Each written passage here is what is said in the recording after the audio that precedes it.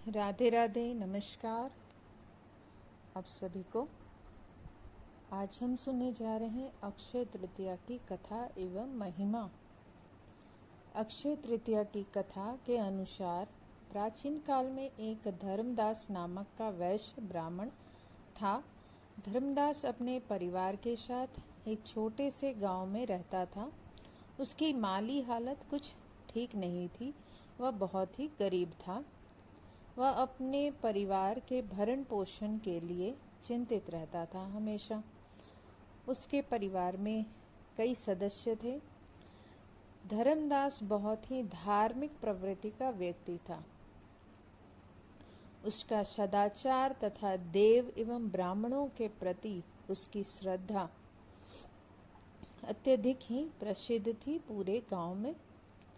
वह प्रतिदिन मंदिर जाता और मंदिर में जाकर पूजा पाठ करता और ध्यान मग्न रहता था। एक बार वह चैत्र मास की अमावस्या तिथि को मंदिर शिव को जल चढ़ाने के लिए गया हुआ था।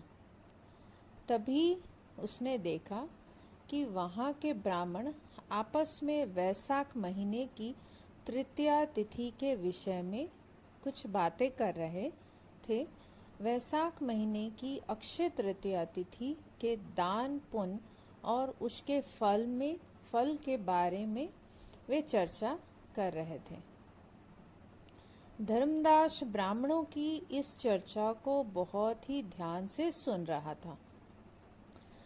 अपने मन के संशय को दूर करने के लिए उसने ब्राह्मणों से अक्षय तृतीया की महिमा के बारे में पूछा। मंदिर के पंडित ने पूरे विधि विधान के साथ अक्षय तृतीया में होने वाले दान पुण्य और पूजा अर्चना की महिमा धर्मदास को बताई। अक्षय तृतीया व्रत के महात्म्य को सुनने के पश्चात उसने अक्षय तृतीया पर्व के आने पर सुबह जल्दी उठकर गंगा में स्नान करके विधि पूर्वक देवी देवताओं की पूजा की।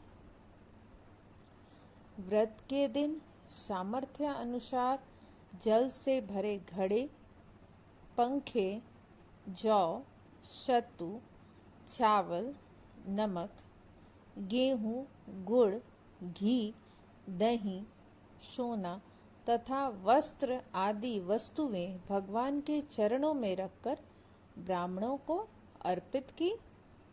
यह सब दान देकर धर्मदास के परिवार वाले तथा उसकी पत्नी ने उसे रोकने की बहुत ही कोशिश की।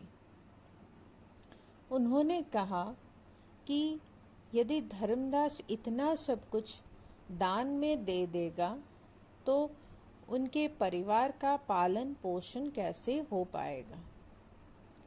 फिर भी धर्मदास अपने दान और पुण्य कर्म से पीछे नहीं हटा। वह विचलित नहीं हुआ और उसने ब्राह्मणों को कई प्रकार का दान दिया। उसके जीवन में जब भी अक्षय तृतीया का पावन पर्व आया, प्रत्येक बार धर्मदास ने विधि से इस दिन पूजा एवं दान आदि कर्म किए।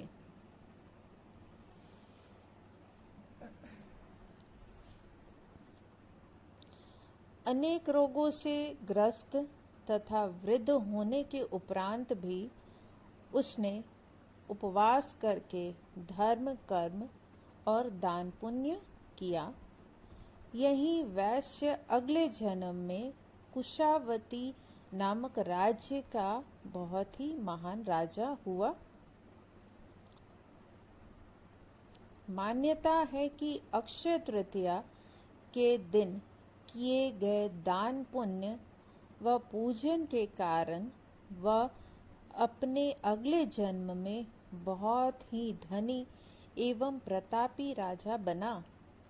वह इतना धनी और प्रतापी राजा था कि त्रिदेव भी उसके दरबार में अक्षय तृतीया के दिन ब्राह्मण का वेश धारण करके उसके महायज्ञ में शामिल होते थे।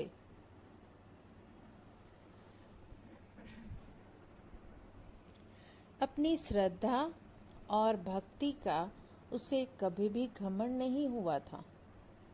वह प्रतापी राजा, महान एवं वैभवशाली होने के बावजूद भी धर्म मार्ग से कभी भी विचलित नहीं हुआ। माना जाता है कि यही राजा अगले जन्म में भारत के प्रसिद्ध सम्राट चंद्रगुप्त के रूप में जन्म लिए। अक्षय तृतीया की एक और कथा, प्रसिद्ध कथा भगवान श्री कृष्ण और युधिष्ठिर से जुड़ी हुई है। इस कथा के अनुसार भगवान श्री कृष्ण ने युधिष्ठिर को एक अक्षय पात्र दिया था और जिस अक्षय पात्र की यह खासियत थी कि उसमें रखा हुआ भोजन कभी भी समाप्त नहीं होता था। युधिष्ठिर ने इस पात्र का उपयोग अपने राज्य के भूखे और गरीब लोगों के लिए हमेशा किया और इस कारण अक्षय तृतीया का पुण्य युधिष्ठिर को मरण उपरांत भी प्राप्त हुआ।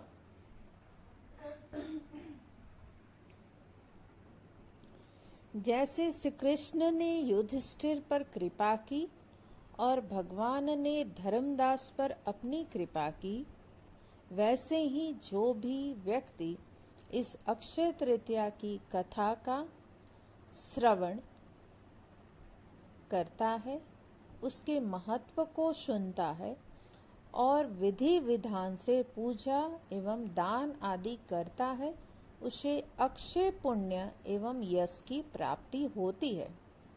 अक्षय तृतीया के दिन मिट्टी का घड़ा जल से भरा हुआ पके हुए आम मंदिर में अवश्य ही दान देने चाहिए।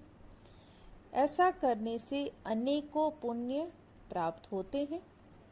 अक्षय तृतीया के दिन घर में जल स्थान में एक सरसों का दीपक अवश्य ही पितृ के निमित्त करना चाहिए। संध्या समय घर की दहलीज पर एक दिया भगवान विष्णु और माँ लक्ष्मी के नाम से प्रज्वलित करना चाहिए। उत्तर दिशा में भी एक दीपक प्रज्वलित करना चाहिए। यह बहुत ही उत्तम माना गया है।